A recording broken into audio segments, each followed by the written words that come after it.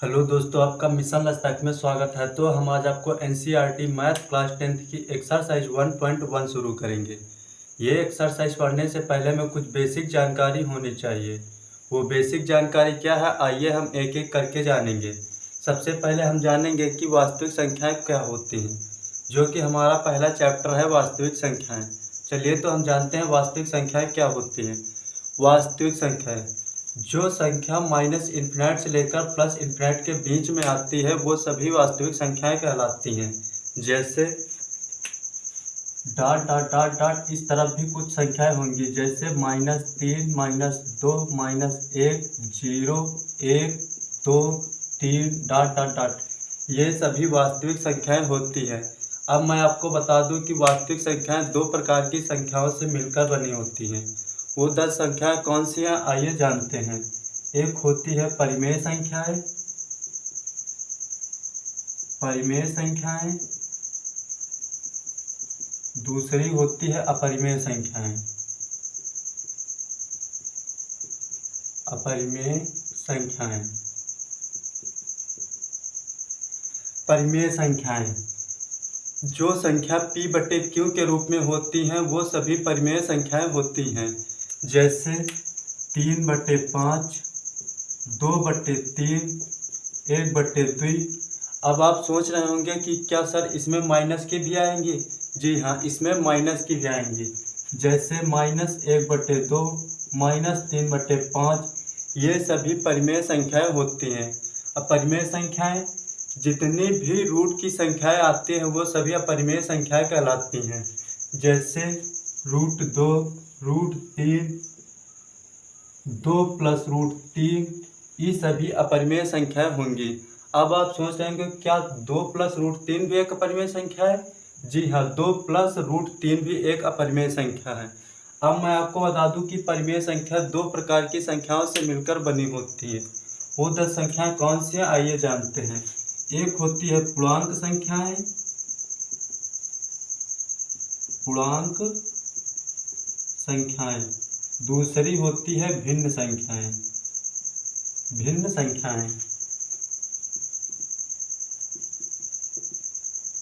अब मैं आपको बता दूं कि पूर्णांक संख्याएं, जो संख्या वास्तविक संख्या होती है वही पूर्णांक संख्याएं होती हैं। जैसे -3, -2, -1, 0, 1, 2, 3 ये सभी पूर्णांक संख्याएं होती हैं। अब आप सोच रहे होंगे कि सर ने तो वास्तविक संख्याएं भी वही बताई और पूर्णांक संख्याएं भी वही बताई। तो मैं आपको बता दूं कि वास्तविक संख्या जैसे 1 और 2 है, इसके बीच में जो दशमलव की संख्या आएंगी वो सभी वास्तविक संख्याएं होती हैं।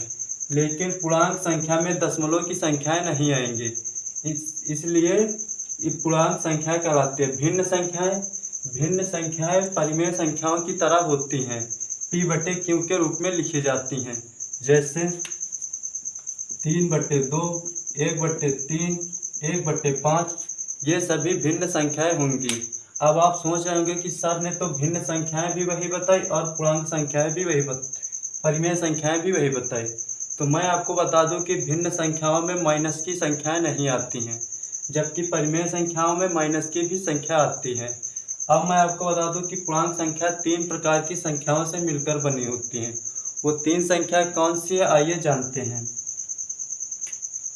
एक होती है धन पूर्णांक संख्याएं, धन पूर्णांक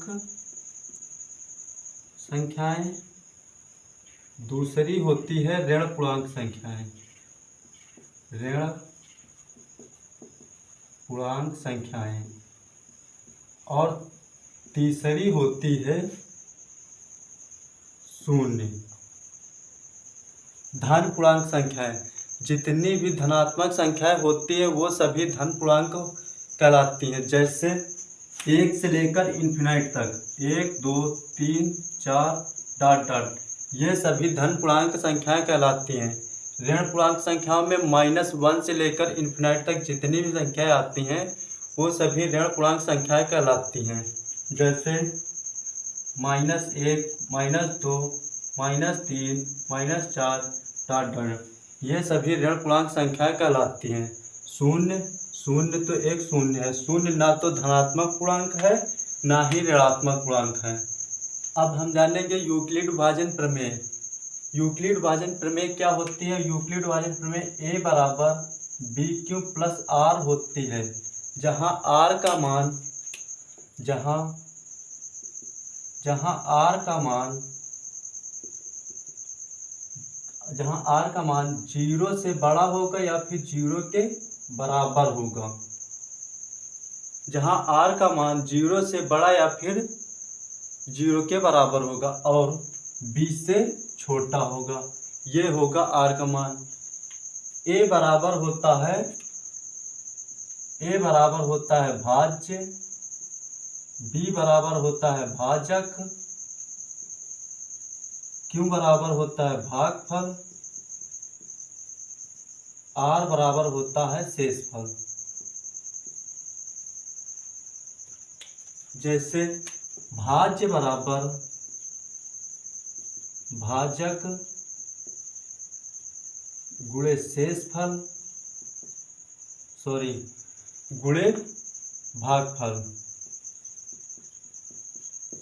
गुणे भागफल प्लस शेषफल। बचपन से आप यही रटते आते हैं, भाज्य बराबर भाजक गुणे भागफल प्लस शेषफल, पर यह नहीं मालूम था कि ये आया कहाँ से। ये यूक्लिड विभाजन प्रमेय से बनते हैं। अब हम जानेंगे यूक्लिड विभाजन प्रमेय द्वारा HCF ज्ञात करना। तो हमने पहले पढ़ चुके हैं कि यूक्लिड विभाजन प्रमेय क्या होती है, a बराबर बी क्यू प्लस आर। ये होती है यूक्लिड विभाजन प्रमेय, जहाँ आर का मान 0 से बड़ा या फिर 0 के बराबर और 20 से छोटा होगा। जब तक r डज नॉट इक्वल 0 रहेगा, जब तक r डज नॉट इक्वल 0, इसको यहाँ पे लिख लो, r डज नॉट इक्वल 0, तब तक HCF नहीं होगा। इस प्रक्रिया को तब तक जारी रखिए, इस प्रक्रिया को तब तक जारी रखिए जब तक शेषफल शून्य न हो। शेषफल इसमें क्या है, r बराबर शून्य हो जाए। इस स्थिति में प्राप्त भाजक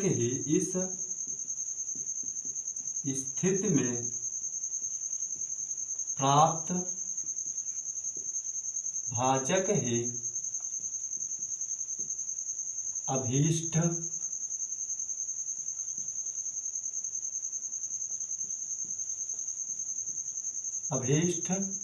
HCF कहलाता है।